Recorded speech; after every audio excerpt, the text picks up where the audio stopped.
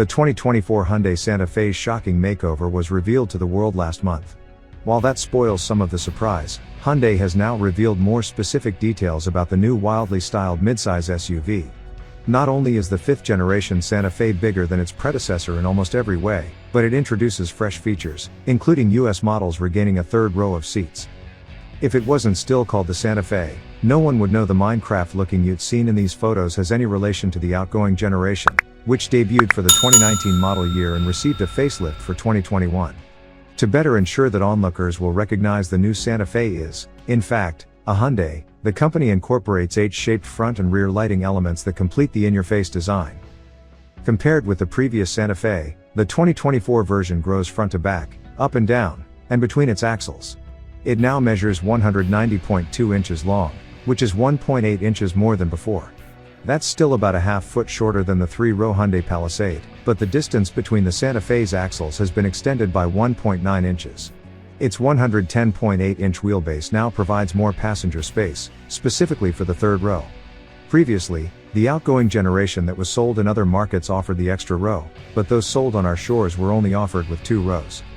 While the new Santa Fe is just as wide as before, it's now between about an inch or 2 taller, not counting the prominent roof rails that are available.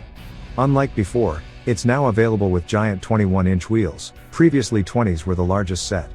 Hyundai also says there's more room for hauling people's stuff, with cargo space behind the far back row growing by a few cubes to 26 cubic feet. A larger liftgate aperture is supposed to make moving things in and out easier. When people climb into the redesigned Santa Fe, it's possible they'll confuse it for a Land Rover. That might not make Land Rover owners happy, but it'll likely appeal to everyone else. We think the new dashboard design, with its upright layout and subtle H-shaped elements, looks handsome. We also appreciate the new column-mounted shifter and the inclusion of physical knobs for the audio system as well as some HVAC controls, which sandwich a 6.6-inch touch panel. The dash's centerpiece is the single curved panel that houses dual 12.3-inch screens, one for the gauge cluster and the other for the infotainment system. The steering wheel looks upscale too, and it could have easily been pulled directly from a Defender. The center console is touted as being accessible for those in the front seats and the second row, and it features a pair of wireless charging pads above a hollowed-out section. Other unique features include a tray on top of the glove box that sanitizes small items using ultraviolet light. Front seat passengers looking to kick their feet up can deploy footrests, although it's unclear if they're standard or optional. The second row captain's chairs are available with power adjustments, and the third row can be reclined up to 10 degrees. Hyundai says second and third row passengers have more space to stretch out, with legroom measuring up to 42.3 and 30 inches, respectively. Compared with outgoing 3-row models, that's an increase of 2.7 inches in the far back seats. The 2024 Santa Fe has a host of driver assistance technology that ranges from automated emergency braking, automatic high beams, blind spot monitoring, and lane keeping assist to semi-autonomous drive modes. Along with safety features that lock the doors so people don't accidentally step into traffic, there's a new driver attention monitor and a radar-based reminder to check the rear seats.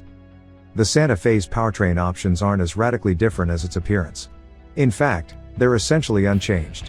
While the base 2.5-liter 4-cylinder will no longer be offered in North America, the 2.5-liter Turbo 4 carries on with 277 horsepower and 311 pound-feet of torque.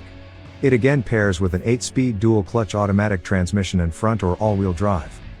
The plug-in hybrid powertrain also loses its US citizenship, but the hybrid variant, a turbocharged 1.6-liter 4-pot paired with an electric motor, carries on. The setup includes a 6-speed automatic and all-wheel drive and is expected to make the same 226 horsepower combined. We'll have to wait to find out fuel economy estimates, though, as those figures have yet to be certified by the EPA. Hyundai says the 2024 Santa Fe will reach US dealerships sometime in the first half of next year.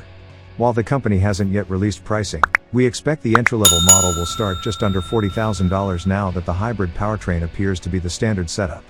The mightier 2.5-liter Turbo 4 paired with the top-spec Calligraphy model will likely put the Santa Fe's price tag in the neighborhood of $50,000.